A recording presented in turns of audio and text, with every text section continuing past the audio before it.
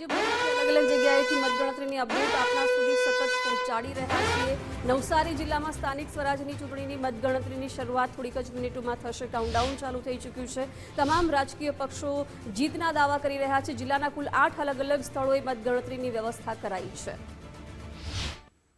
સ્થાનિક સ્વરાજ્યની યોજાયેલી ચૂંટણીનું આજે પરિણામનો દિવસ છે, ત્યારે વહીવટી તંત્ર દ્વારા જે છે તે મતગણતરીની પૂરેપૂરી તૈયારી કરી લેવામાં આવી છે। નવસારી જિલ્લાની અંદર એક મહાનગરપાલિકા તેમજ નવસારી જિલ્લા પંચાયત અને 6 તાલુકા પંચાયત તેમજ ગંદેવી નગરપાલિકાની જે ચૂંટણી યોજાઈ હતી તેનું આજે પરિણામનો દિવસ છે, ત્યારે જિલ્લાની અંદર 8 જેટલા જે મતગણતરી સેન્ટરો ઊભા કરવામાં આવ્યા છે અને 8 જેટલા મતગણતરી સેન્ટરો ઉપર આજે 9 વાગ્યાથી મતગણતરીની શરૂઆત કરવામાં આવશે। જે દરેક જે મતગણતરી સેન્ટરો છે તમામ સેન્ટરો ઉપર પોલીસનો ચુસ્ત બંદોબસ્ત મૂકી દેવામાં આવ્યો છે અને જે ઉમેદવાર તેમજ જે ચૂંટણી એજન્ટો અને જે મતગણતરી એજન્ટો છે તેમને જે છે તે અહીંયા આગળ તપાસીને જે છે તે અંદર પ્રવેશ આપવામાં આવી રહ્યો છે। ત્યારે જે તમામ જે લોકો છે તેઓ વહેલી સવારથી જ આવી રહ્યા છે અને કોંગ્રેસ ભાજપ સહિતના જે પક્ષો જે છે તેમના જે ઉમેદવારો છે તેઓ વહેલી સવારથી આવી રહ્યા છે।